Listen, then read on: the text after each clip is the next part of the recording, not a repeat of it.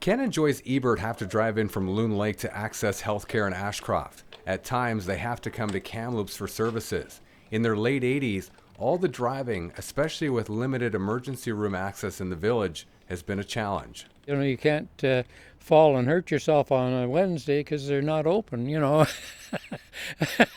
sort of thing. But and they just say, well, carry on to Kamloops. But if you're hurt real bad, it's an extra hour. However, with a new urgent and primary care center opening in the village, they'll have easier access to care closer to home. It's great. I'm so happy.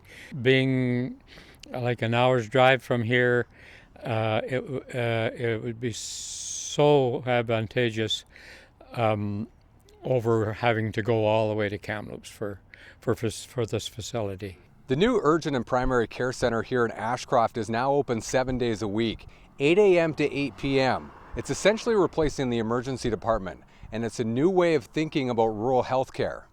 Following the signs to emergency, Ashcroft and area residents can access the care center for more non-emergency health issues, such as high fevers, sprains, cuts, and minor infections. Tuesday's sudden announcement of the center's opening came as a surprise to Mayor Barbara Roden, but a pleasant one. This is a way to keep more people in the community. It's healthcare in the community rather than having to send people off to other places, which is obviously a health issue. To start, the center has 5.5 full-time equivalent nurses on staff. Interior Health hopes to increase that number to 24 FTE positions.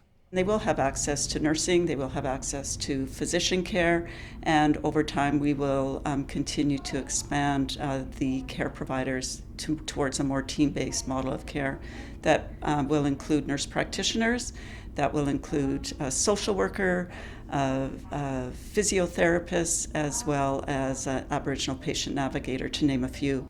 This is all a relief for community members who have dealt with emergency closures for more than a decade. With all the people that don't have access to doctors, their own personal doctors, I think this is a big gap to fill in. This would fill in a big gap. As for Ebert and his wife, who don't have a family doctor in Ashcroft, they'll be leaning on the primary care center, which will guarantee residents a doctor even if one leaves the community.